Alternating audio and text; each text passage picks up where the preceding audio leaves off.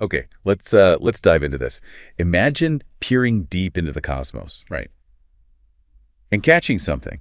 Well, totally extraordinary. A visitor Okay. from way beyond our own solar system, carrying Sure. secrets, forged around a completely different star. That's exactly what NASA's Hubble Space Telescope has managed to do. It's turned its gaze to this object called 3IA class. And what's really remarkable here, just astonishing really, is how incredibly rare this is. I mean, 3IA class is only the third confirmed interstellar object we've ever spotted coming through our solar system. Only the third, wow. Yeah, and these aren't just like cosmic rocks floating by. They're more like pristine time capsules, full of material from other star systems, untouched for maybe millions of years. It gives us this amazing chance to study how distant worlds are actually formed. That's a really key point. They're not just curiosities. Ah. So this deep dive is all about pulling out those crucial insights for you. We'll explore, why this particular visitor is acting so weirdly, so far from the sun, and what its activity, like that shimmering tail of dust, we can see what that actually tells us. And even how astronomers are trying to measure its size when really all they can see is this kind of hazy glow. And that leads to the really big question, doesn't it? What can its composition, its actual stuff, reveal about the alien planetary system it came from? Right. We'll connect this back to the other two interstellar visitors we've seen. Remember Oumuamua and Comet Borisov. Oh, yeah. Fascinating cases themselves. Exactly. And we'll see what 3i Atlas adds to that picture, how it helps us understand planetary system evolution way out there. So yeah, get ready. We might uncover some surprising facts, maybe even some chemical fingerprints from totally different star systems. Okay, so the first thing that really seemed to puzzle astronomers about 3i Atlas was just how active it is so soon. It's putting on this display, but it's where it's happening that's the real head-scratcher. It's almost 4 times farther from the sun than Earth is. About 3.8 astronomical units, which is roughly 350 million miles away from our star. That's way out there. Yeah. And at that kind of distance, most objects in our own solar system are, pretty much dormant, just cold, inactive rocks.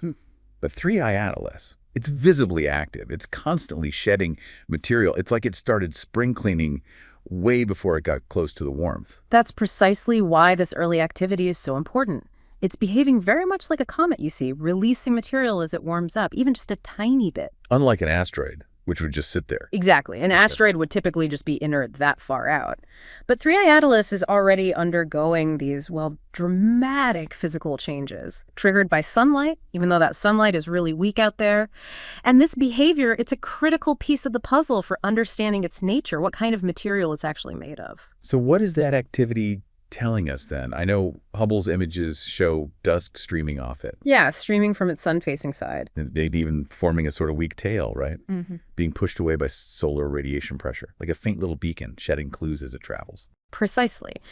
And for astronomers, this continuous release of dust is, it's a scientific goldmine. It really is. It's such a rare chance to study pristine material that was formed around another star, stuff that's been traveling untouched for maybe millions of years through interstellar space. Wow. David Jewett and his team at UCLA, they've even used Hubble's sharp vision to try and measure how much material it's losing. Okay, how much are we talking?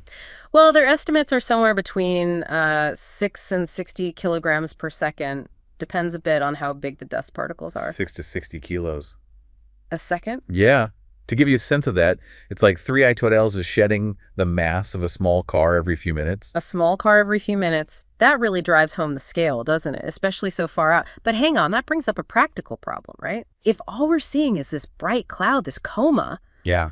how do scientists even start to guess the size of the solid bit inside it? Yeah, that's the tricky part. Sounds like cosmic detective work. It definitely is, because Hubble basically just sees the coma, that bright, hazy cloud of gas and dust around the solid nucleus, the core. So you're seeing the exhaust, not the engine itself, if that makes sense. Right. Researchers have to kind of work backwards. They study how the brightness is distributed within that coma. Their best guess is the nucleus is likely smaller than about 2.8 kilometers in radius. That's assuming its surface reflects about 4% of sunlight. Okay, so pretty dark, like charcoal. Exactly, about as reflective as charcoal. But what's maybe even more interesting, if its activity, all that dust and gas, is driven by carbon monoxide sublimation. That's when ice turns straight to gas, right? Yeah. Skips the liquid phase. Right. And that happens at incredibly low temperatures. If that's what's driving it, then the nucleus has to be at least 8.16 kilometers in radius. So we have this size range. And knowing whether it's CO or maybe other less volatile ices involved gives us vital clues about its makeup and, where it came from. Okay, so the size gives us hints, but it sounds like the composition, the actual ingredients, holds the deeper secrets. What does the type of gas escaping, or the specific ices that are turning into gas, tell us about the alien planetary system it originated from? Are we really talking about finding like a unique chemical fingerprint? Oh, absolutely. That's the goal. When these really deep frozen ices start to warm up, even slightly, and vaporize, they release specific gases. Okay. So by identifying which gases are coming out, like, are we seeing a lot of carbon monoxide at these cool temperatures, or is it more like water vapor, which needs more warmth? And figuring out the rate they're coming off that lets scientists create a unique chemical fingerprint. I see. And this is crucial because different molecules, different ices, freeze and evaporate at very specific temperatures. So the particular mix of gases we detect tells us quite precisely about the conditions where this object formed back in its home star system. It gives us direct clues about the raw materials that were available for building planets around that distant star. It's a real glimpse into the primordial chemistry of another stellar nursery. That is genuinely incredible.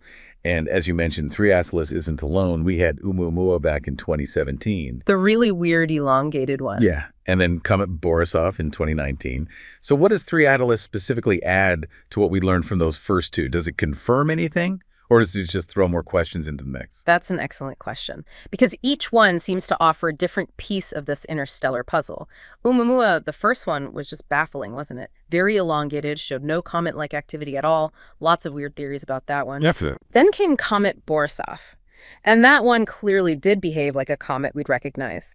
It confirmed that, okay, at least some interstellar visitors are icy and active. Right, it showed they weren't all like Oumuamua. Exactly. Now, 3I Atlas, it sort of takes that a step further.